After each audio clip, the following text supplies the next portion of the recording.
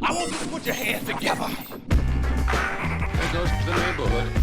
There goes to the neighborhood. And welcome him to the stage. Big round of applause. There goes to the neighborhood. Welcome back to the SmokeScreen podcast, episode 47. Did we say that correctly? 47. We have a special guest today. I found out a couple months back, actually, that I had a twin brother. Did not know this. And then I got my test results back and found out I did, and I found him. And the only way he can tell us apart is that he wears glasses. And that's it. I've been excited about this. Longtime supporter of the SmokeScreen community back from the good old days. Apparently, he's put something together special. I'm not sure what's happening still. Honestly, we'll see what happens. Mazuma 10,000. Mazuma 10,000. Welcome, brother. What's up, man? How are you?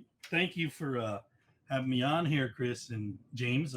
Really appreciate it. Much like Doc Holliday, who was on a few weeks ago. Yeah, you know, we're real proud to be part of the community, and you know, you're pretty gracious as on-air talent in being very welcoming. And Did you hear that? Yeah, he said on-air talent. Yeah. on-air talent. I wish. No, there's no talent here Content whatsoever. creators, but we're real grateful in the community, obviously, that you guys are genuine folk. You're the same. I got to tell you honestly, for everyone who's ever met you, you're the same in person as you are on camera. And that's, you know, in this day and age, in today's world, finding people who are, you know, the same on both in both aspects of life is, I tell you, it's a real privilege for me to find people like that. So I appreciate that. Yeah, man. That's damn. It was nice. Yeah, He's man. being nice, And man. it was awesome hanging with you, you know, 2 years in a row. That first year when you took over the live stream, Oh God, that was like, so man, fun. Mazuma, he's a real cool guy. And then it worked out. We got to hang out I got again. to tell you, you know, and the link is somewhere in the internet, but I got to tell you, first, vodka took over me. Yeah, right. I might have taken over the live stream. Yes, that was fun for us to watch though, because everybody was like, you got to stream for people who couldn't come for the first little ProtoCon get together, and then we started one. Everybody came in the room, and for us to sit back and watch that and just be in the chat and watch it was fucking hilarious, man. I know. Finally, we got to put comments into the chat. and kind of be on the other side of it. Yeah. Stuck in some After- fun facts or something in there. Yeah, exactly. So yeah, we've had D Brown, we've had Doc Holliday, and now Zuma. Three, I would say, you know, to return the compliments, you know, three of the core. You know, there's a core group of this community that's been here a long time for, And we for did years have now. KDubs one time too. That's right. Yeah, that's right. KDubs Yep. streamed with us a long time ago. Yes. Before the podcast, I guess technically. Right. Did we have started the podcast? No, I guess we hadn't. had not started it yet. Yep. But yeah, man. So It's always I cool. don't know exactly. Zuma said he's basically snuck and retrieved questions from people. So however you want to do this, man. You know, this is a wide open venue here, so we can do it however we want. I think, you know, these questions are will fall into kind of four areas. Obviously, the core of it's going to be, well, I mean, not the core of the questions, but Now, are they multiple choice or? Good. That's a good question. but you know, some of the core of the question or the core of the community, you know, goes back to Game of Thrones, and you know, that real great shared experience we had, not just with the show, but with the folks in the YouTube Sunday night streams, in the Patreon discussions, commenting on videos, you know, also the carryover to Twitch as well. So I think that, you know, there was at the core of this, there was obviously our shared experience of Game of Thrones. And I think I was a little bit later in. Maybe I was might have been season 5 when you guys started doing, or when I started noticing you guys doing the Sunday night streams. Was that season 5? We started 6 months before season 7 with the streams. Because I had started the channel in episode 4 of season 5, then season 6, and then after season 6, we started the live stream saying, because they had that shitty after show. Yeah. That was We had started doing like recorded Q&As Yes. and stuff. Oh, all right. So I started watching those. I don't know how long. Yeah, so we had started doing recorded Q&As, and then we it was a couple things actually. just for some backstory for people maybe new here, we started doing recorded Q&As. Then we had people saying, well, he's editing. Mm-hmm. We had both people will tell both of us that. They're like, we were editing and I was looking up the answers. So we said, fuck it, we'll go live and do it that way. But then that horrible after show came out. Yep. And we were like, we got to replace that time slot with something just on YouTube. We'll just go live on there and talk about it after the show because they're horrible. And it worked out. It blew up. Yeah. For a minute. It was so fun. But yeah, it was fun. I think it was a unique experience kind of in media culture, entertainment. I think it's one of those things like, to a certain extent, Star Wars comes out and some of us here in this podcast may be old enough to remember in the movie theaters. I don't want to date us, right. but we might be old enough to remember that. And, I got to tell you, every summer after 1978 or whatever it was, 1977, 78, when it comes out, every summer after that, you had movies trying to beat Star Wars, trying to beat summer blockbuster. And so to the extent that Star Wars changed the dynamics, the expectations, and the kind of economics really of that, I think Game of Thrones really expanded, what people think or expect about miniseries or media events. No doubt, man. They're trying to find the next one all the time. That's what everybody's shooting for. And so far, there's just no magic to it. No. I mean, there have been some fun series, right? I mean, there's been some interesting stuff, but yeah. But I don't think anything came close. No, not something where not something where people wanted to talk about it in the office. Yes, exactly. That's the thing right there. Yeah, we had The Mandalorian and The Witcher, and The Witcher was like, they blew their load on the first week. They dropped it all, so there was no season around it. It was because we talked about this before. When Game of Thrones was on, every Sunday was like a Super Bowl for a lot of people. Mm-hmm. And there's just nothing been even close to that. I mean, Westworld, the first season was okay. It was pretty good television, pretty good actually. And it started getting up there, but after 2 and 3, in my opinion, and a lot of people's, that kind of went down the shitter too. So there's just been nothing, I don't think, come close. And I think they're going to try though with this Lord of the Rings and this other show, the prequel. But now that it ended that way, I don't think a lot of people are down. But he's right that they have set a new bar. Yeah, and it was like the Matrix again, like you said, Star Wars and the Matrix changed movies. It moved the expectations. Yes, moved it up, and right. What people expected from a series kind of experience like that. Yeah, I mean, unfortunately, I don't know if we'll see that again, like a Game of Thrones. I don't think so. I don't care how much money they have to throw at it. It's got to be. There was something pretty magical about it. And yeah, that's right. It is magical because there's been a lot of amazing shows that are just hugely, wildly successful. But this is different. This is a different animal. When you go to work and everyone can talk about a show except for the one weird guy that's like, I've never seen one episode. Other than that, there's always that guy. There's always that and they're guy. Proud of it, man. But then there's huge shows like Breaking Bad where like half the office talks about that. Yes, exactly. But Game of Thrones, man, it just went across the board. Everybody knew about it. Absolutely, and that's what's happening now. Is I may like The Mandalorian.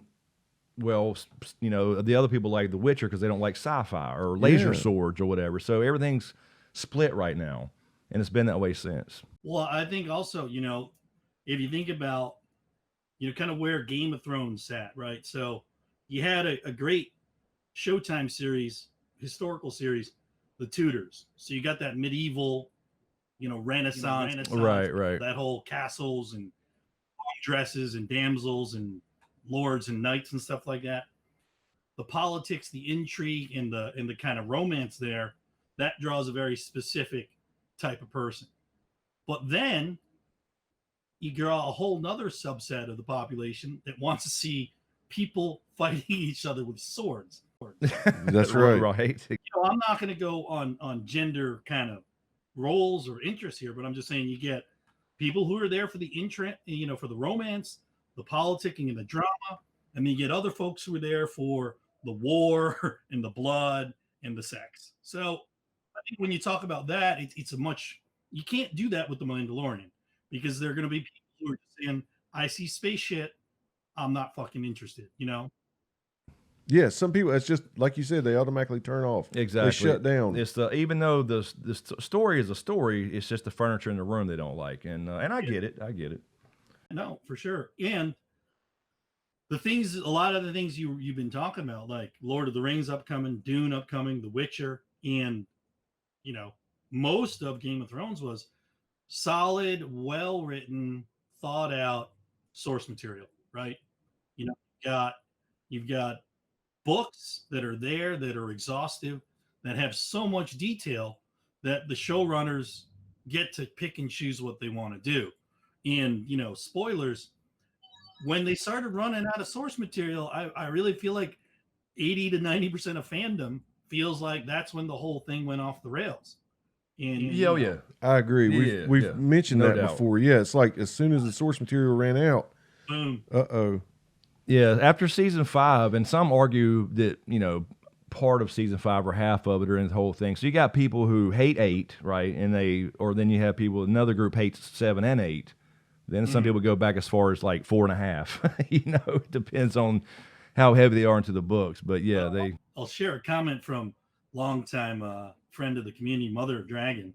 And she said, Taryn. She says, what do I got here? Season 8 was the 2020 of Game of Thrones. Yes, oh indeed. My God, yes. That's a good way to put it. Yes, it was. So she's not a fan. Let's just say she's not a fan of season 8. No, it was so bad. It was so bad. We tried to like maintain. We were talking about this with Doc, I think, a little bit. We were trying to maintain like hope throughout these things. So like, oh, the next episode they'll reveal it or something. They'll change, and it just never came.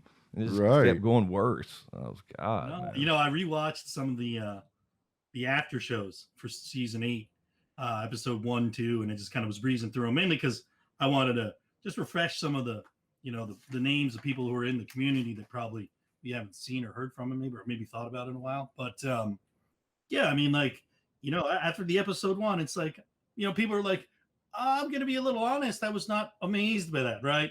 Season 2, people are like, it was a little long, I don't know where it was moving, you know. And then like the kind of comments just start telescoping where people are like, yeah, I'm not liking where this is going, to like, you know, why would you send your Dothraki horse riders directly?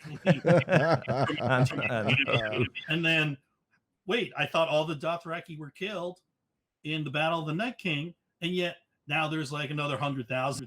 Yeah, they still got 20 or 30,000 in reserve.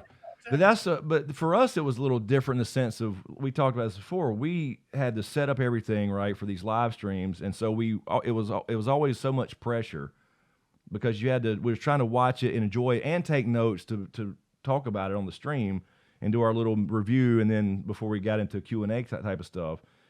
And we had to rush so much, it didn't really sink in to almost like 2 a.m. Right. when shit was over. I don't know if it hurt or helped that we weren't able to stop and just talk with each other and go, holy shit, before we clicked go live. Exactly. You know, stream. Because what you guys saw was fresh, and we would start seeing comments and be like, oh, hell, I didn't even think about that. You know, because we hadn't had time to absorb it. Yeah, we hadn't processed it all. It was just immediately jumping on, man. Just to, you know, tag on to what Taryn said, for me personally, 2020 has been like going into the basement of a pawn shop with Bruce Willis. Damn. No shit. Oh, holy shit, it's been bad. So you're saying it's a bad thing? Just for the avoidance of doubt with the people here, he thinks that's a bad thing. It's bad. Yeah, it's been bad. It is. It's fucking horrible, man. I mean, just in every aspect, just all aspects of everything. We're in fucking clown world, is what we're in too. Anyway, we really are, man. You know, and we're jumping around here, but because as these things come up, I remember the questions, and you know, I want to tie it into some of the questions that people have asked. You know, whatever, give this a little bit of a structure, but not much.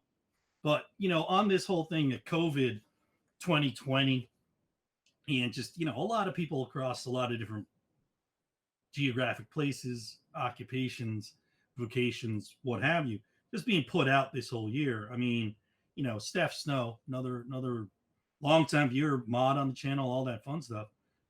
Steph Snow.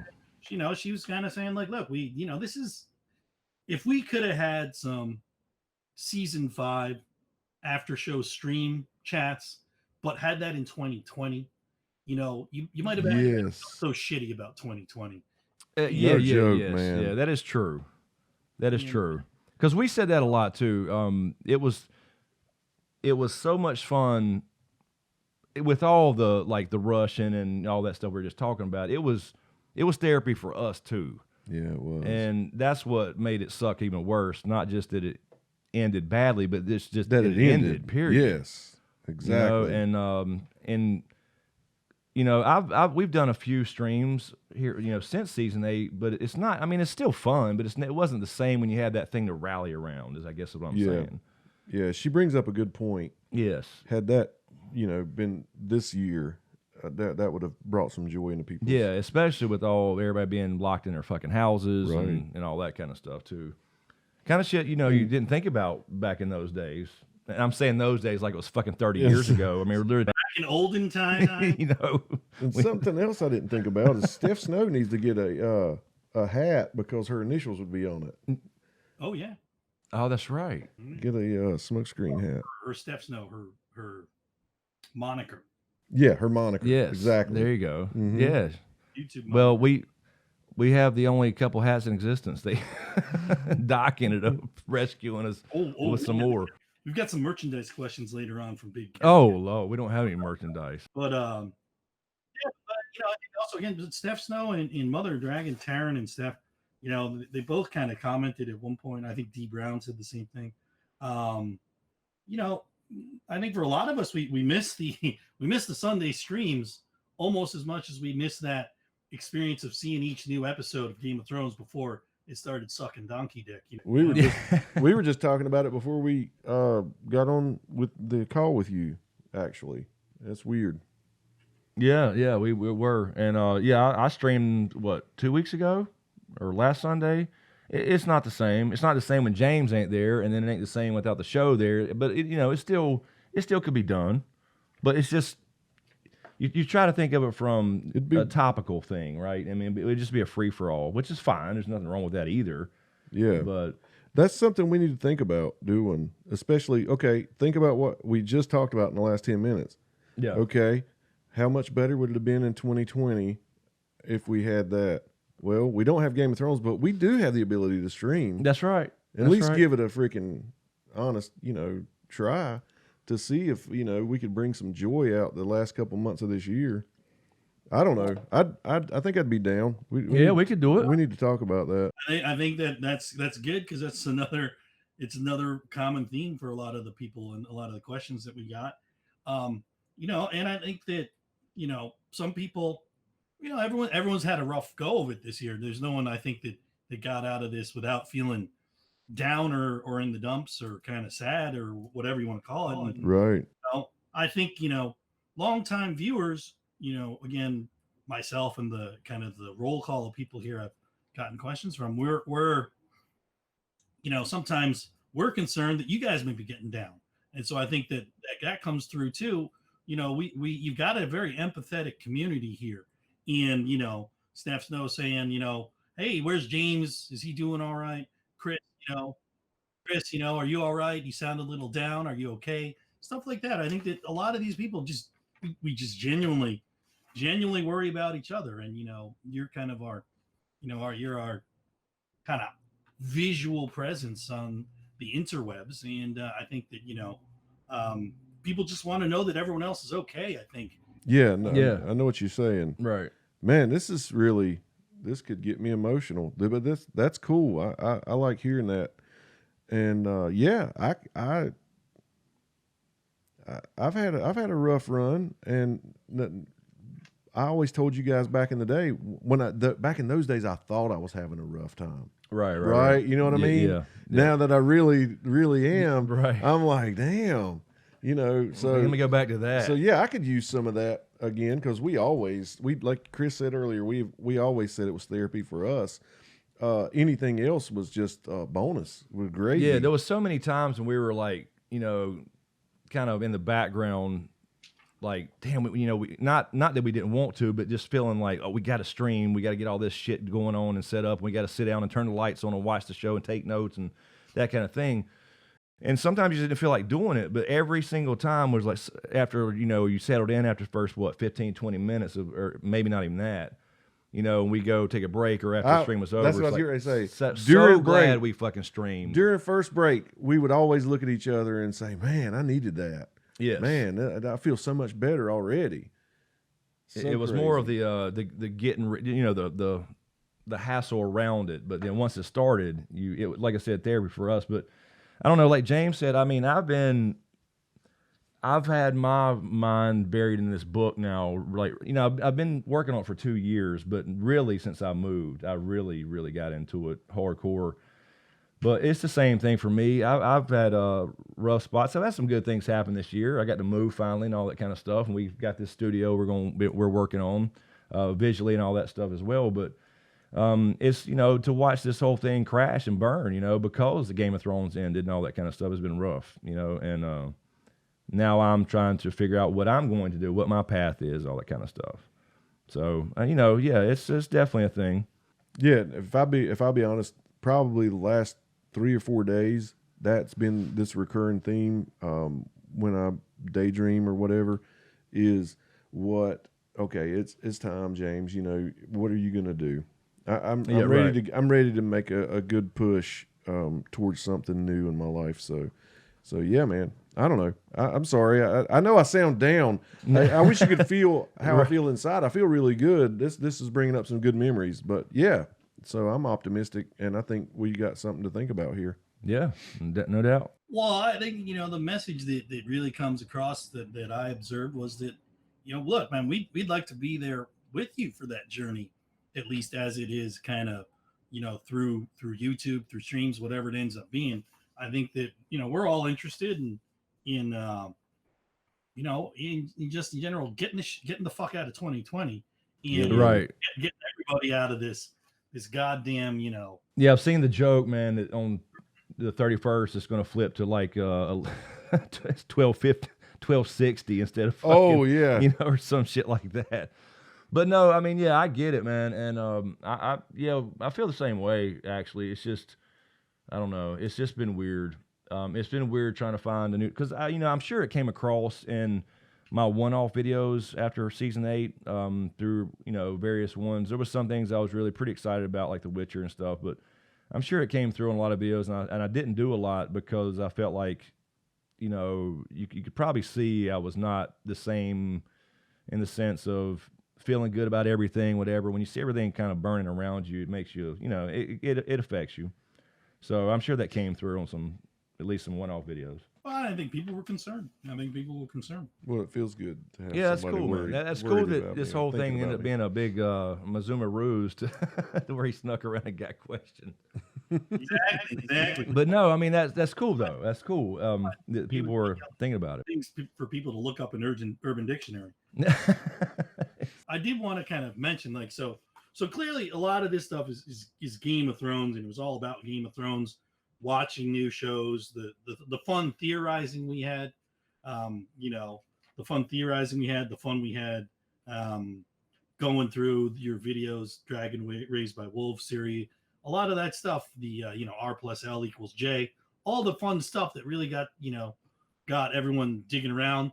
There's a small unknown Canadian YouTuber that did a lot of sleuthing videos, so that content was out there too. Yeah, what happened to her, man? I don't know. It's probably sleuthing videos. That rings a bell. But she was growing really quickly at one time. She just kind of vanished. So that was kind of at the core there, and then you got people who want to know kind of next steps. What are other works, other related works, the sequels, the prequels, the other things, other new, what could be the next new fun series? There were a lot of questions about that. And then, some people obviously just, we've got some IRL questions for you. So there's going to be some real life question and answer. Uh-oh. Cool. Uh-oh. Of course, there might be one or two zany questions in there. Cool. That's fine. We're zany people. We've already done, Never Have I Ever on this fucking podcast. So there's not much we want to talk about. Well, so because you just said that, I think it ties into one of the questions we got here from longtime viewer Natalie. Stop saying dirty Sanchez. Oh, Lord. Dirty Sanchez. Yeah, no. That's funny. Dirty. Sleepy Lurky. Nata. Wants to know, and I think that there's a good subgenre of we can talk about your Tinder profile that I set up. That's right. The dating that you and James are enjoying now as men of the world. But Natalie wants to know two questions really. Do you take your dog Riddick? Do you take him to the doggy parks down there? Is he a weapon? Is he a part of the arsenal that, along with your charm, is what? Oh, I see.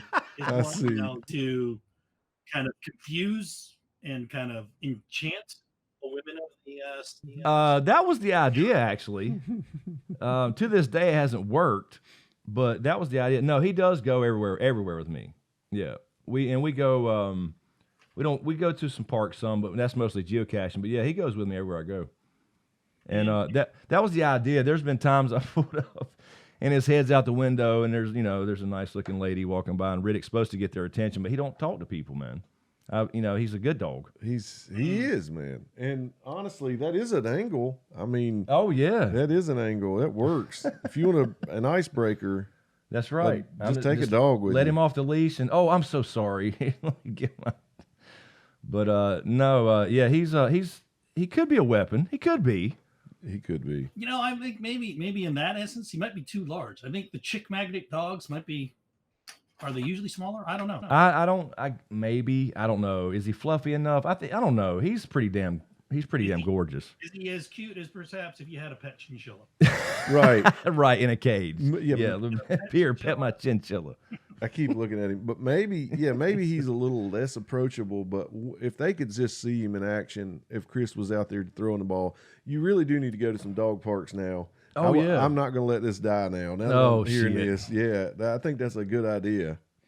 Well, Riddick, you going to be the wingman? Exactly. Well, yeah. Yeah, he's over there like, what the fuck are y'all talking about? He knows we're talking about him. So, I mean, there's a good future in being a chick magnet for Riddick, apparently. So that's good. Quick follow up to that from Natalie and myself as well is, Major League pitchers before the game, Michael Jordan before the NBA Finals, they have a ritual. They have a specific pregame. Do you have a specific predate ritual? For example, do you trim the bonsai before a big date? You flog the dolphin, just take that tension out. Maybe give the undercarriage a special wash. Like, what's your pregame ritual before kind of a big date there? Do you have a pregame? I just clean up, man. That's all. I don't. I know what he's saying. It's something about Mary. Yeah, I don't empty anything out. I don't feel to empty the tension. But I made maybe extra clean. I don't know, little extra scrubbing. Yeah, trimming. Trimming. Man in the beard. What are we talking? I don't own any stuff like that. I don't own like cologne anymore. I don't own any like beard oil. I don't really have a real beard. I have a shaggy type of thing. So he's got the real beard with beard oil, that type of thing. Yeah. If I'm going on a date, I may be just a little bit. I don't know, man. I'm ritualistic without a date involved. Everything just do everything the same way all the time. It depends if it's like a first date. Oh, all right. I guess you know what I'm saying. Like I wouldn't take a Viagra with me, on a, on a first date, right? Not gonna be like just show up with a lot of confidence. 3 Viagra, 20 condoms, and you're ready. Yeah. You're ready to go. Yeah. But no, I'm a big I don't know, a religious groomer anyway. So I don't think I'd do anything extra. I'm the same way. Like I don't miss a day. I would wash my car probably. Yeah, a little better. Yeah, stuff like that for sure. Because I take a shower every day anyway. I don't miss one ever, very rarely, and it's always the same. So maybe just a little extra attention to things. That's all. The standard stuff. Mm-hmm. I mean, and something besides a black T-shirt. I'll dig out my other clothes that's got collars and buttons and shit. Would you ever say wear a jean jacket with jeans? Oh, low. No, I don't own a jean jacket anymore. Back in the day, I would. Yeah, back in the day, sure. And they're making a comeback now. I've seen some jean jackets, and I've thought, man. Yeah, we were talking about getting some and, again? getting Sharpies out and doing Megadeth and Metallica and all that kind of shit on the back of them again. Now, I think that'd be everything's coming back. It is. Weird. Everything's cyclical, man. These kids don't understand that we've already done all that, and our parents did it before us. So, well, at least I think that the hair bands and the metal bands that we had, Motley Crue, Poison, all those kind of bands there. We should probably mention Van Halen in there somewhere. It's been a fucked up year for celebrity deaths too, man. Yeah. Yeah, Eddie Van Halen died today. That's just crazy. Well, and also the other guy, famous, I Can See Clearly Now. That guy, Nash, Johnny Nash, I think it's Nash. Oh, yeah. What, he died today? Mm-hmm. Damn. Wow. Or recently, I believe. See, that one, I missed that. Wow. Yeah, same. The news segment with Mazuma. No, I'm just telling you, man. We what I was saying was that, a lot of music we had in the 80s was at least it was an offshoot of Zeppelin, Floyd, AC/DC, some of that stuff, the hard rock stuff that you had in the 60s and 70s, Rolling Stones, right? And then metal is just kind of the Guns N' Roses flashier kind of version of that. Glam. Well, you wouldn't say it was a recycle of it, and with like the movies today, we're rebooting and recycling everything. Can't write a goddamn new movie, I know, it's so crazy. And if you stumble upon a movie that is a new concept, you give it way more merit just for that. It could be a pretty crappy produced movie, but if it's a new concept, it's like, wow, that's a breath of fresh air. Yeah, we were talking about that the other day randomly, wasn't we? We were just like, there's nothing. I mean, nothing's ever really original, but there's not been. We couldn't think of original stuff recently. We mentioned the last original movie may have been The Matrix. I think that's what was my example. Right. Yeah, there's just nothing original anymore, and this music is definitely not. So, I mean, I think there's a lot of kids, because I know my daughter, your daughter, our kids that age, they're listening to our old music. Yeah. A lot of times. It's really cool. I think that's cool. Oh, tying question. No. Eddie Van Halen. How much did he feature in that Walkman you had in the 80s? Cassette tapes, Walkman. Oh my God. I had I was lucky enough to get the Sport Walkman, which was a little bit more durable. Yeah. Was that the colored one? I think it was yellow. Yellow? Yes. Yellow. Yeah, not just the regular. Yeah, I had the regular black one. I remember the yellow one though. Hey, try to buy one of those now. No shit. I'm not kidding you. Those yellow Walkmans, they're so expensive. But he was pretty prominent. Because see, when I was young and I was coming up, 1984 came out with Jump on MTV. It was so huge, right? So I jumped on that, right, and that album. But then, as I got older, I went back to Van Halen 1 and Van Halen 2, and really fell in love with that. Because I don't know, I was always more Van Halen than Van Hagar, but still liked Van Hagar. So, they're just amazing. The longevity and to have two really successful singers like that, I was AC/DC. more of I was never a huge Van Halen fan except for '84 and all that, and with David Lee Roth, right, when he joined, that was kind of my little era of Van Halen. I think, and I'm not here to speak ill of the Dead or anything, but I used to be all big into that drama, and it really seemed like Eddie brought a lot of those arguments and things on himself. It seemed like that he could never make up his mind about things, and he really, I don't know. Like I said, I don't know enough, but I mean, I know singers are prima donnas a little bit anyway, so there's that aspect. Stars, right? So when rock stars are like, that guy was such a pain in the ass to deal with, it's like, yeah, you're all rock stars. Yep. Right, you're all rock stars. So it was like Eddie Van Halen having an ego that was bigger than David Lee Roth's. Right. The band name was Van Halen. Exactly. That's what I was going to say. That was always the weird thing to me. I had to apply for trademark easing to get SmokeScreen East. I'm lucky I got that. Otherwise, it was like Teriyaki Chris. No, look, I told you take SmokeScreen East, man. I told you. He was like, should I go with Teriyaki SmokeScreen or what? I know. I said, no, SmokeScreen East. That sounds cooler, man. East. Yeah, SmokeScreen Love East. it.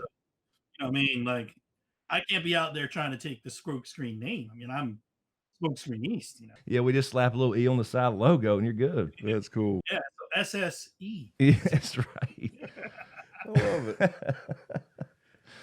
Oh shit. Yeah, but there was that I actually did get into some of that drama though too. Like, you never knew when Guns N' Roses came out, you never knew that Axl Rose would end up being a fucking weirdo. I know. And then we watched all the Motley Crue stuff fairly recently, actually. Wasn't it Slash and he almost got in fights or something like that? Yeah, he was a prima donna, like James said, and then we got into Metallica. That's my favorite metal band, and we went. We watched some kind of Monster fairly recently, and just going through all that stuff. So I'm getting those little rabbit holes occasionally still, like. Because it was never the same with that particular example. It was never the same since Newstead left. And I've always wondered why the hell. And I've heard all their reasoning now, but still should let them back in. You know what I'm saying? Nothing against Rob. I'm just saying. Not saying. I know.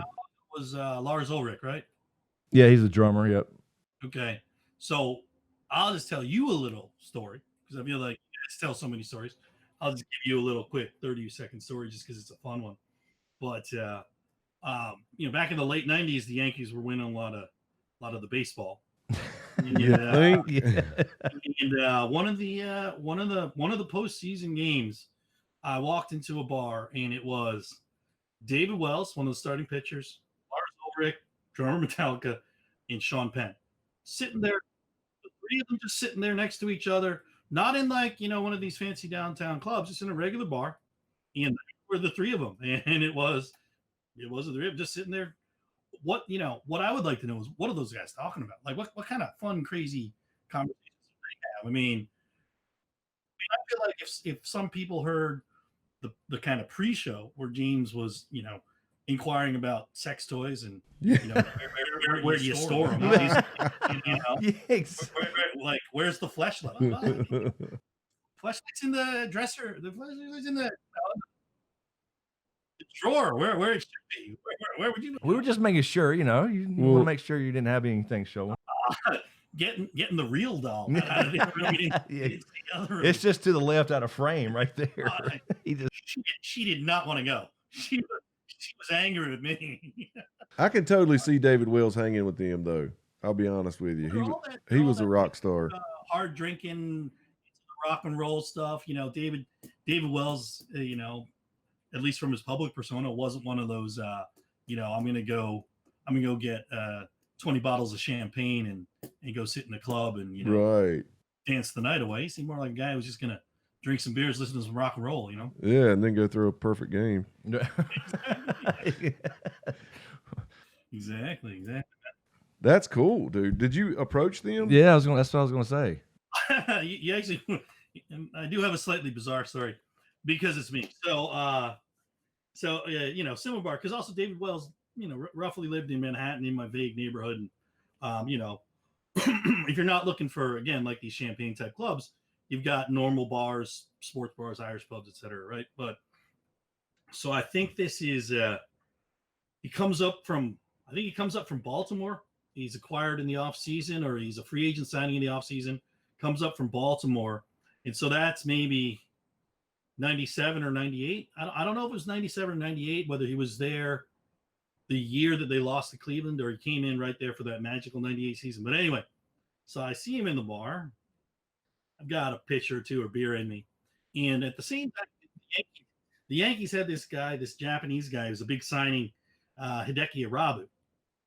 And so Hideki Irabu had kind of a decent rookie season, had some high, had some 93, 94 mile an hour stuff, maybe some curveballs, but in his kind of sophomore endeavors and kind of later on didn't do so well. But anyway, so I see Dave Wells in the bar, and like I said, I got a few pitchers in me, and pitchers of beer. Dang, I forgot we're talking about an actual pitcher. He had a few pitchers in him. Yeah. Oh shit. Okay. A few pitchers of beers, and I walked up. I said, "Hey, look, man, do you need another fat Asian guy?" No, you did not. Swear to God, because I see Irabu's having problems.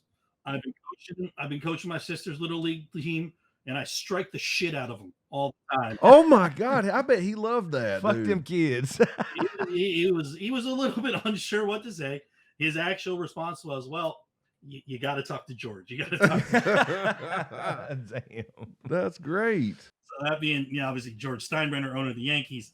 But I felt like if there was going to be a husky Asian pitching for the New York Yankees, why the fuck couldn't it be me? That's right, man. You guys may have observed that it might be a little uncensored at times. Yes. I mean, I'm just saying it could have happened that way. So I'm not gonna go into the story here, but I think I have told it before, but yeah, I've talked to Steinbrenner a couple times, man. That was an adventure.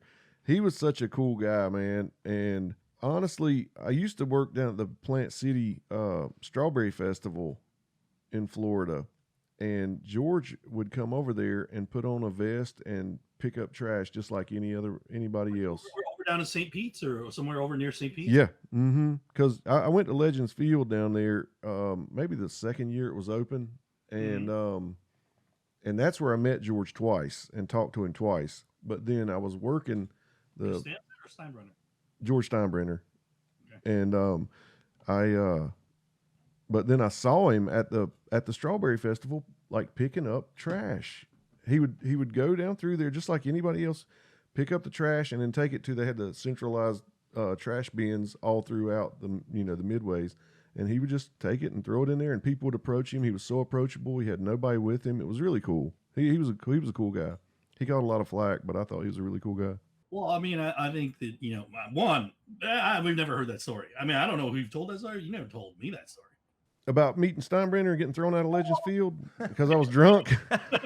Yeah, there's the other piece. Okay, yeah, that part I definitely didn't hear. Because, yeah, it was like right there at the old Tampa Bay, the Big Sombrero, the Tampa Bay Buccaneers old stadium. And yeah, I got thrown out of there. Me and my buddy got thrown out. We were drunk, and then we were surrounded by security guards. Well, then The immediate thing that caused you to be asked to leave the park. okay, was we first before we went and talked to Steinbrenner, I wanted to see Doc Gooden pitch. So this was 96, the year he threw his no-hitter. Yeah. And I went down right behind home plate to watch him pitch, drunk. Okay. And didn't have the ticket to sit there. And so the ushers came, and there was a big argument that ensued because Doc was like, he was my man when I was young. And so anyway, yeah. Well, on the way back to our seats, this guy from out in the parking lot before the game, he was wearing a Boston Red Sox hat. He was like, "You rednecks can't stay in your seats, can you?" And we were like, "What are you doing?" And he said, "I've been up there talking to George Steinbrenner." We're like, "Yeah, right." And he was like, "No, he's right there." And we saw him sitting there in his section, but you could walk right up to the side wall of it. Owner's suite. Like Yeah, but there was no glass or anything. It was open air, and he was so accessible. and we walked up there, and my buddy had a Cincinnati Reds hat on, and he was like, "You think I'm gonna talk to you guys with that Cincinnati Reds hat on?" Because at first he was ignoring us, and I was like, "Just wave at me, I'll be happy with that." And he's like, "You think I'm gonna talk to you guys, and you're wearing a Cincinnati Reds hat?" So I raised up my hat. I had this denim floppy hat, and I raised it up, and I had a Yankee batting helmet on under it. Because I'd signed up for a credit card out on the way in. So I had that free cheap ass batting helmet. Yes. And I was like, "How about this?" And he gave me a thumbs up, and I was like, "Oh man, he just gave me a thumbs up." And by this time there were like 6 guards around us. And they were like, "Okay, we're taking you to your seats." And I was like, "Do you know who we're talking to?" He said, "I don't care who you're talking to." I was like, he could shut this whole game down and turn the lights off if he wanted to. And so they took us over there to our seats. And my buddy's twin brother and my first cousin were the other 2 people that were with us, and they were not there. They had gone to concession stand, and they had our ticket stubs. And the old people who were sitting around us would not vouch for us. Can't imagine why. So he kicked us out. Long story short, we had a great story, but the story got even better because we went back sober and watched them play the White Sox a few days later. Steinbrenner was up there, and we walked up there, and when I gave him the ball, I said, "Would you sign the sweet spot?" He said, "Oh, they're all sweet, aren't they?" And he signed it. And then he said, "You guys look like y'all feel a little bit better today." And that made it all worthwhile. Because we were like, he remembered us. He remembered. Yes. So that was my Steinbrenner story. That was really, really cool. Wow. Hey, I mean, it was memorable for him. Yeah, exactly. 2 Southerners. You know who we're talking to? He can shut this whole shit down. Let me put the tap in. I'm sure that's what it sounded like to him. Oh, I'm sure. I think at some point later that day, he's like, "Man, I wonder who those gentlemen were." Colorful. Well, the one that I always felt pushed the limit a little bit more. Damn, you got a neighbor out there blowing the horn, man. Yeah. New York City. She works hard on the street. Your call girl has arrived. Exactly. A first for a SmokeScreen podcast. You're not supposed to be here for another 30 minutes, for Christ's sake. Hey, just because you told that story, James, want to switch gears a little bit here to something more seriously. And question from Nicole Warden of the North. Nicole Warden of the North. Awesome. Yeah. And I know this is going to hit hard. It's going to hit home a little bit here. You can it takes some time to answer this, but Nicole Warden wants to know, do you think the depiction of rednecks in the media these days is fair? How do you guys deal with that? I mean, you're making this up. She legit asked that question. Okay. I have hung out with you. You would do that. Okay. All right. We went camping, remember? I don't know. I know that sometimes it seems to me, and Chris will answer, but I feel like sometimes you get a bad rap, but then again, I don't know, man. Sometimes, they come across as the lovable country guy. I don't know. Yeah, I think I know it started for me. It started with YouTube type of thing. It started with a lot of those redneck comments. You can't read, and we made fun of that with Monkey Man. Back in the day. But it's like the more the channel grew or something, I don't know. It was. Most people it was all love, or I love y'all's accents, or that type of thing. So, it's been mixed, but I think in general, it used to be probably worse, I'd imagine. Just you can't get worse than like Deliverance. Right. Well, yeah. That's went from that's probably still the general consensus. We got a comment just the other day on the podcast. We fucking talked about Helen Keller. And about an old theory since 1911 or whatever fucking year it was. I mean, we literally just discussed it. We don't believe it. We didn't attack her character. We didn't anything. It was just a question of like, did she really learn all that, or was she being used by somebody? That's all we talked about. And we got another comment about we got to fix those schools down yonder. Oh yeah. You know, it's like, come the fuck on, man. Did you even listen? So occasionally we'll still get stuff like that, but for the most part, it's been fine. Like I said, it started off for me, a couple of those things, and that kind of went away for a while. And because I used to want to save those, what I called hate comments, to actually do videos on them, but we never got enough, you know, oddly enough. We got the couple, we did the little monkey man thing making fun of it, but other than that, it's just here and there. So I think there's still probably some association with Southern slang for uneducated, because that was her argument. Now, is the proper term uneducated or uneducated? I don't know. That's probably Alabama, Mississippi.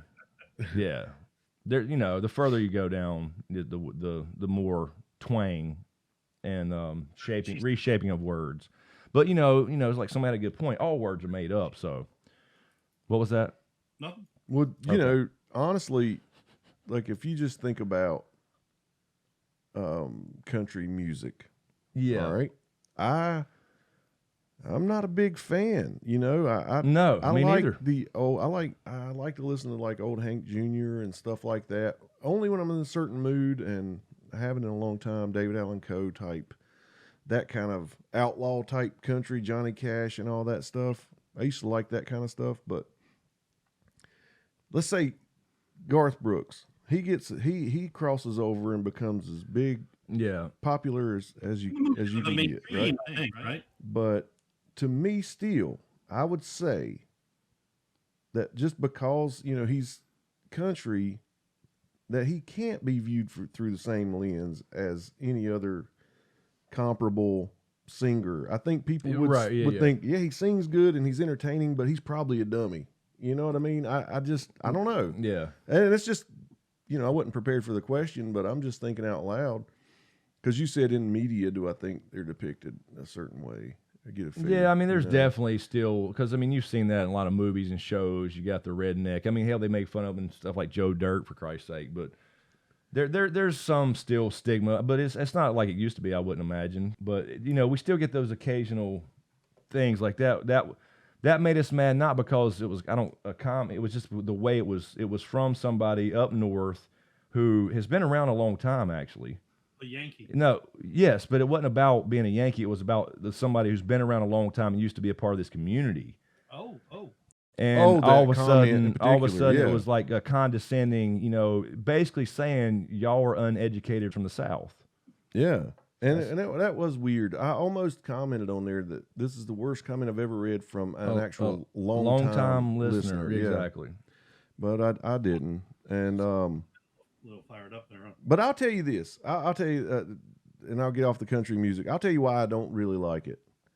Is because it almost only, to me, they only sing about cliche stuff. Yep. Like country cliches. That's the way I thought when I was a barefoot, kid. Dirt road. Yep. You know what I mean? Yep. That kind of stuff. My wife went off my best friend, and I sure do miss him. Yeah, exactly. It's so weird, you know. It's like, okay, you can be country, but you don't have to like put it in every line of your song. Yes, and what bothered me too was later on when like Garth blew up and became more of a pop star. Then you had all these fake country motherfuckers. Yeah, buddy. I'm the same way. I liked some old classic stuff. It's kind of a mood thing, like you said. I can sing a lot of Garth Brooks songs, but I can also go back to some Conway Twitty, you know, or Randy Travis. Yep. But overall, I just never really enjoyed it because it was, like you said, it was the same kind of cliche stuff, and I never enjoyed the twangy shit. You know what I mean? So when it crossed over to like Garth, it was more rock, I guess, more like kind of rocky type. Doesn't Shania Twain technically consider herself a country artist? Yes. She does, yes. She's from Canada, of course. Yes, exactly. And you know, but she could cross over to like the mainstream music awards and the country music awards. Yeah, or somehow. That was with a lot of heavy airplay on MTV and stuff like that. And plus having Mutt Lange as a husband to Image Consulting and a lot of that other stuff played in with how they marketed her and all that stuff. Yep. and her being not unattractive. Yeah, Did not oh, yeah, no, hurt, that, right. exactly. You know, I'm glad we're doing a podcast because I got a face meant for radio. You know what I'm saying? Yes, exactly. Damn right, I know what what you're talking about. I feel it every time I look in the mirror. You ever have any country CDs? I don't know. Do you consider John Denver? Is he country? I would consider him that, yeah, but I know yeah, what you kinda, mean. I know sorta. why you asked the question. I think he presented himself as that. Yeah. Mhm. Right. He was kinda Country like, roads, kind of, right? take So- me home. And of course, I mean, Country Roads is it's got to be up there with "Don't Stop Believing" in terms of like karaoke songs. You know? Sure. Oh, you know yeah, it. absolutely, no doubt. I sang it karaoke in the shower the other night. What did James think? I see. I knew. I'll I have was, I was throwing my underwear over the shower curtain. see. It's just that kind of voice. And I had a note attached that said, "I'll be waiting on the top bunk." So the boxer brief just sailed over the top. It did. I never saw it either. Landed on top of a shampoo bottle. Luckily, I was done with the shampoo. Oh, You know, but having visited North Carolina a bunch, particularly the Charlotte area, you know, hey man, I see a big difference, I suppose, in North Carolina, Charlotte. You know, hey, look, man, I've had hibachi twice in Charlotte, man. Like I've had hibachi twice, so that seems to me like pretty non-rednecky. and look, when we went in there and they knew who we were. Remember? They did. They still won't give me their fucking, you know, samurai artwork. Well, I mean, I think that's. I think that we got to go in there and have a little discussion with them. I mean, I may be able to get something. The wife loves us. The guy hates us. Absolutely. He's so mad. Like he's All the mad t- all the time. But she's like, "Hey, Chris, where's James?" Yes. And she knows my voice on the phone. She just she'll like finish what I'm saying. Christian? Yep. She does every time. Every time. Christian? He might just be one of those, you know, grumpy Asian dudes, you know. He I think is. so, He wants to yeah. sit there and read his fucking newspaper. stock market. He does. Yeah. That's exactly what it is. And he don't want to be bothered, but he'll take your fucking card. in a But he minute, would though. rather work whatever he's working than to hire somebody. Exactly. Because he needs that money to put on stocks. Exactly. And let alone deal with the inconvenience of paying customers, right? I Right. mean, Yes. Exactly. these guys rolling in here buying food. I mean, he even fucking swipes your card mad. He does. Like he's like he's the- like aggressive about it. the He'll fucking most sling it back to aggressive. you with the receipt and shit, and all flapping in the wind. Yes, he is. Of anywhere around here, he's the most aggressive card taker. He's like he swipes it hard, like it's gonna charge more or something. Hey, his tactics are working. I would never try to put moves on his wife. Oh God, no! He would kill me. He's got those He's ninja already hands. intimidated me. Yeah, with his card handling skills Card hand. and his mean mugging me. Well, we got some martial arts related questions, so I feel like Oh, Perfect. Really? into martial arts, right? It's like we got these segues planned out. I know. I swear to God, we don't. we got an Asian guy and an Asian stuff. So let's see, we got to hear from from Mother Dragon. I got to rotate this around and get some of the other folks involved. But Mother Dragon, as you know, I'm just reading her questions. She's, I have studied the martial arts Shotokan since I was 14. Had my own dojo for 11 years. Unusual for a female back then. It saved my life. The media portrays karate as violence and without the most important spiritual aspects. The Karate Kid series was the first to actually come close. Cobra Kai seems to be trying. And then what are your thoughts about the spiritual aspects of the art in the martial arts and maybe why that's essential more now than ever? And then I would just kind of dovetail onto that question. We should talk a little bit about Cobra Kai as well. That's a fun thing that's out there now, especially now that's on. Yeah, I love that Cobra Kai is actually presenting that Johnny's the good guy. Well, the narrative that was always missing was Johnny Lawrence wasn't the bad guy. He was not. You got this East Coast showboat coming in. He did. Absolutely. Girlfriend. I mean, he's the one who fucked with his girlfriend on the beach. That started it. He was never fucking with him. And they actually play off that on Cobra Kai, and I love it. They actually mention it.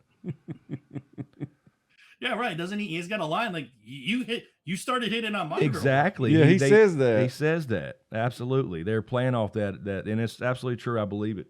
But no, for the serious question, I think it's absolutely super important. It's not about, it goes into cliche kind of stuff. It's not about fighting. But I tell you what, it's missing in my life, even ever since I, had to shut down my school and stop training. That's when all this anxiety and shit we were talking about earlier creeps in, as I'm older and single and all the stuff we were talking about. But I think it's absolutely important. And if more people did things like that and got offline, on the internet, that's now. I don't want to interrupt. I'm saying you're only single for now. We've got. Oh, well, yeah, right. All right. Right. We might be swiping right or something. Like, Zoom is the manager here, apparently. SmokeScreen dating? Yes. We need to start that website immediately. That was one of the best times of my life, going back to all that stuff too. It was kind of my calling at the time. And I think that's the core of what I try to do anyway, some kind of teaching. So now, like, even on YouTube, I'm kind of transitioning as I've learned the last 2 years writing. I'm trying to do writing stuff and whatever. But I really, really enjoyed that time of my life. It's something I miss a lot, and it was really cool to have. I think I told James this story. I had an old man come in who was a teacher, and he was watching his granddaughter. Because I had a very small. It was mostly adults I taught, but we did have a small kids class, and he came in to watch that, and then an older grandson too, and he came up after and he said, "You should be a teacher." I said, "Well, I am." He said, "No, I mean in school." And I thought, well, damn, that was a pretty cool fucking compliment. Probably the best I could get in that type of thing. This older guy who was a teacher himself. However I interacted, whatever he was picking up, how I was interacting and whatever, making them understand kind of pretty complex things at that age. You know what I mean? But teaching in a fun way or whatever. So he picked up on that, and I thought that was really cool. But I think it's super important, and people don't, because I got those questions. People came into the dojo. I had super religious people coming in thinking that we were doing some kind of weird Japanese meditation to some, kami god or whatever of the sun. I got those because we wear, black suits. I got those. Why are you wearing black? Or do y'all do y'all worship Buddha? I mean, just all kinds of shit like that. But, you also had, I think, he wants to learn some of this stuff. He's interested in it, but is it going to make him violent type thing? Right. And it's like, no, it's going to teach him not to be violent. It's exactly the opposite. People don't understand that. So it's a huge thing. And I think all parents should give their kids a chance, at least put them in something when they're young. And if they decide they don't enjoy it, fine. But put them in something like that. You know what I mean? Be surprised. But what about the spiritual side of the arts? Kind of stuff, if you will, right? do you teach? Yeah. Like what kind of stuff like that goes into the Well, you don't have to instruction? attach anything to it.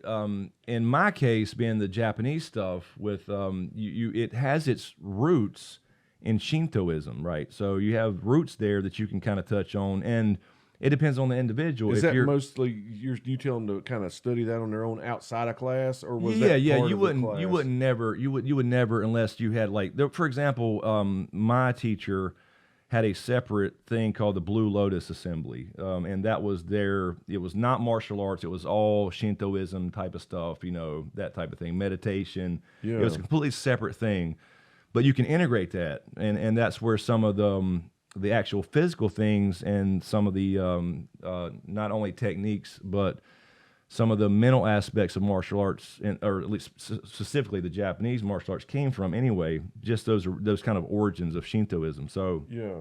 anyway, they're intertwined in there, but you wouldn't teach it outright like a religion or something. But it is there. There's an aspect. Right. But when you start, that's the most important thing is it's like when you teach a physical technique, you teach it over and over and over, and then you want them to forget it. And so it all goes back to the individual. If they pick up on some of that stuff and they start asking, Then they want to get deeper into the culture, and then find out the about student I would be. Yeah. Exactly. Then they want to find out, like, okay, what's behind all this? Why are you teaching, for example, this? What is the idea of this water and earth and wind thing? And then you can go into the details of the origins, I guess you could say.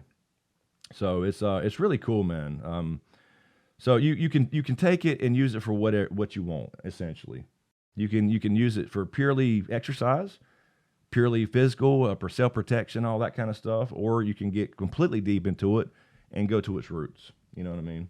Hell yeah. And get as spiritual as you want. So you would never call it the religion of kicking ass. Wouldn't say that. Not in class, but yes, it can be that too. You don't. But I will say this: you do get This is typically older dudes. You get the people that come in and test you. There's always those dudes, but they want to get hit. They want to get hit. They do, and they will ask you. So you get the guy that comes in and is like, "You think you could take me?" You get the guy that comes in and he wants to be a part of the class, and then you realize that he's trying to actually, he wants you to do something hard, and he's testing you by actually swinging hard and fast and shit like that. Happened several times. One of my really good students, his name was Will. His brother came in like that, and he was just like, "Yeah, I'm gonna check it out, whatever." But then I tried to switch around and use people for examples, different people, and work with different people. Obviously, when you're teaching something, and he was the guy who, like, when something's brand new, you go really slow at first, and you're explaining the things behind it and whatever, and the principle and whatever. And he's the guy who goes hard and fast, and then you have to react hard and fast. And you get slam him on his back, and then he goes, "Thank you. That's all I need to know." And then he was like all in. You know what I mean? He was one of those. So you got that too, but it doesn't. If anything, it drives out the bullies. And you would yell to the class, "If a man confronts you on the street, he is your enemy." That's exactly. Strike first, strike hard, no surrender. The enemy deserves no mercy. First day at SmokeScreen Dojo, it's John Kreese. Exactly. Of course. Mercy is for the weak. Exactly. Yeah, we don't break boards because boards don't hit back, But no, it's it was. I tell you what, man, that was it. It's still a part of me in some way, and I even started decorating stuff in here again in my bedroom with it. But dude, your dojo was awesome, and I don't know that I've seen any pictures. Did you take pictures? Do you have film? Because I do. I have awesome. I have pictures somewhere, and I remember I did DVD. I started doing DVDs, so I have some video from in there of inside there. I mean, like, did you ever go in there and like go around just for that part of it, just to I'm sure see the dojo? Sure I did when I first, especially when we were painting and putting mats in and the stuff. Pillars were the best with the rope on them. That looked awesome. Yeah, we had to figure out a way to make those work in there, so I did that, and I did the Tory gate on those, and we had my dad made those pads, because they had some big giant concrete things at the bottom, and you can't leave that out. That's a damn lawsuit waiting to happen. So we had my dad make some custom padding to go around those concrete things, all kinds of stuff. So I'm sure I got picture and video somewhere. I found those tapes, by the way. I need to see what's on them. Those high-8 tapes. Did you? I did. Oh, good. So if I can find, I got the camera, and now if I can get the cables, we'll plug it in somewhere. Hell yeah. That'd be cool. But yeah, man, I love it. And I've actually thought about recently, I told James I would like to get back into it, not necessarily full-time all the time, but start. Because I can do things on my own, but I think I could use to go through some refresher stuff and just get back into it a little bit. I don't know.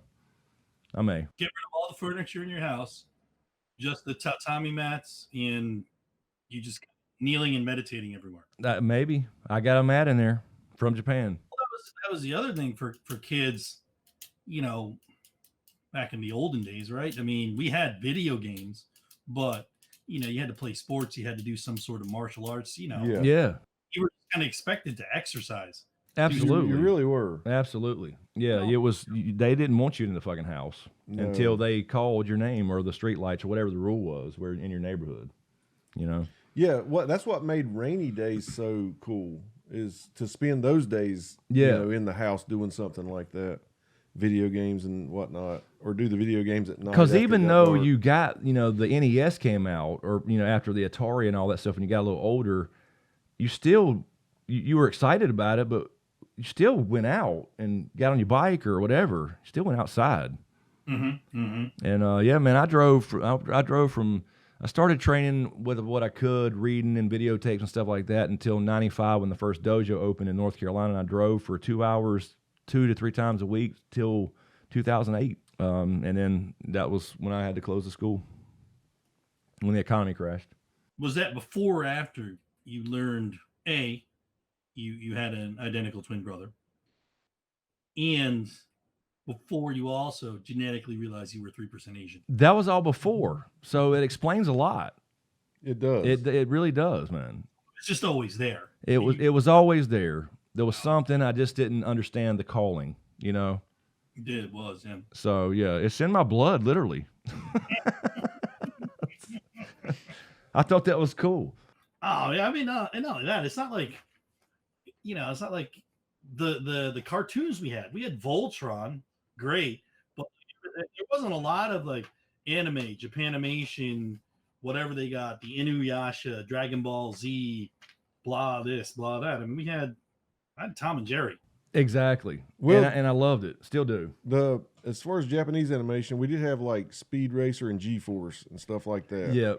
There were a few, but I never. That's one thing that's odd, man. I've never gotten into like anime at all. And we were a little too old for Dragon Ball Z. I think we were when that stuff hit. For at least I never got into it, so I don't even know much about it. But that's one thing people ask a lot. I guess it somehow comes along with being on YouTube and Twitch. You're supposed to like love anime or something, and I just never got into it. But Japanese culture and all that, yeah, absolutely. Food, yes. Culture, yes. Cartoons, no. No, but see, I'm weird though. I don't want to watch a Batman cartoon much. I know. I really don't. A lot of this new animated stuff, people ask me if I've seen it. I haven't seen it. I haven't either. Our buddy Ho always, you need to watch this, Batman, whatever thing. Right. It's like, it's a cartoon. I can't. It's just something weird. But Tom and Jerry, I'll watch all day. Yeah, because DC has invested heavily in that whole animated, animated Justice League kind of expanded universe. Yeah, I keep hearing about Mark Hamill being the Joker and stuff. Yeah, I've seen the clips and I've seen him do voice and other things, but yeah, I've never watched anything that's a cartoon essentially. I've watched them and they're enjoyable, but yeah, I don't get the people who are as fanatic about that as in some ways we are nerds for Game of Thrones. So right, I'll be honest. If I'm gonna watch a cartoon, it would be something like Family Guy or something like that. But again, I don't go seek that out. Usually, I'm told about a funny clip or something, and I'll watch it. But I would say the last cartoon, and I could be wrong, but the last cartoon that I watched regularly was Beavis and Butthead when it was actually on MTV. Once same a here. week or whatever. Like, The Simpsons has been on 45 fucking years. Yeah, I probably watched ridiculous. a little bit of that, and then Beavis and Butthead, and that's about it, man. Just like you said, even like Family Guy, I know it's funny as hell. It is. And I've watched entire episodes of South Park, but I've never watched like the full thing. And I own that Blue Harvest Star Wars Family Guy. I've watched that front to back, but I don't go back and back to it or anything. Right.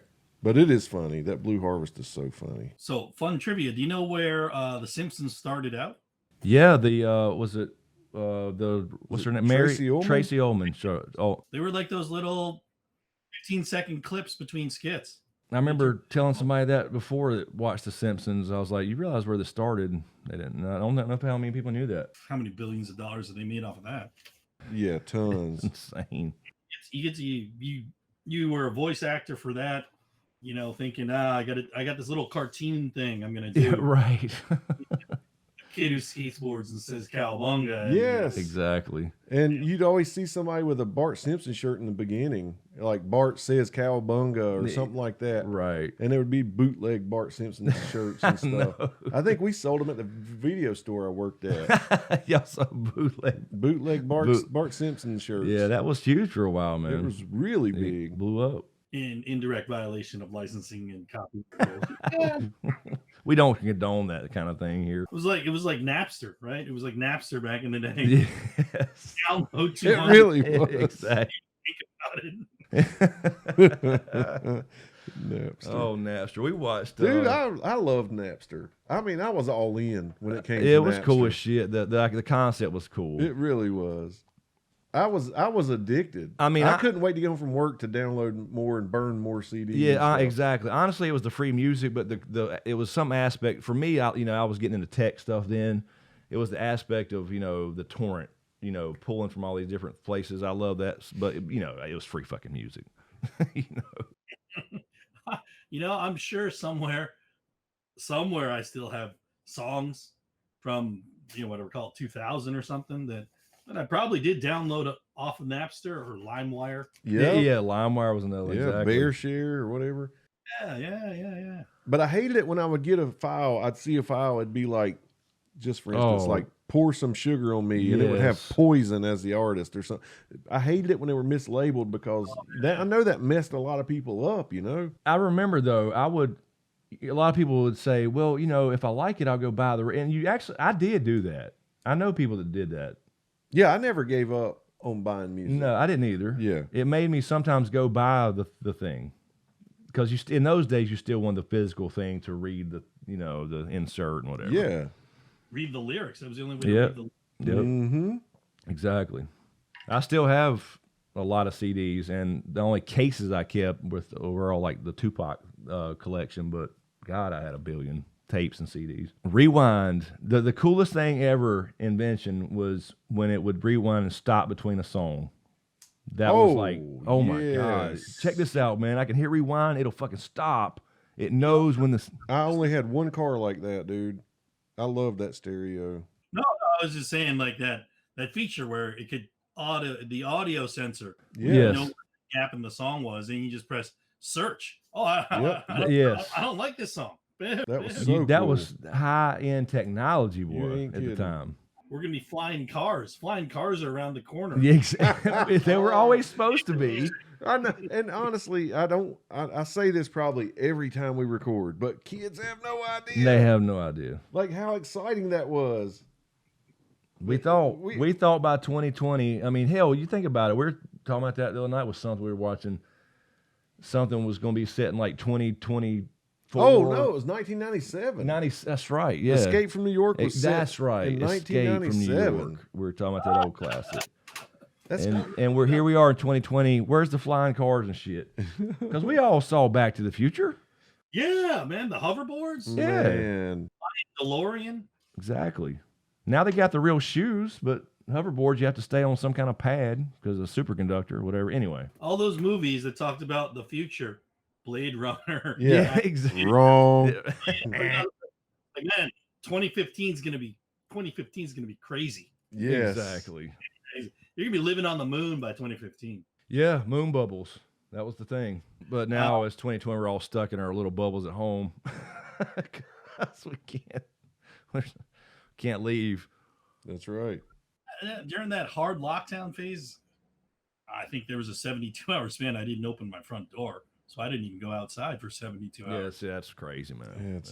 I don't see how y'all look out and see concrete and just I mean, I know there's parks and shit, but still. City living. Yeah, they just keep building up. And now they're trying to do the little gardens on the patio. Hey, look, I got a tree. Hell yes. I'd be doing the same thing. I'd have to. There's no way. Cannot not do it. And you'd be hoping there'd be like a bird nest in it. Exactly. Look, birds. Squirrel come on your tree. Exactly.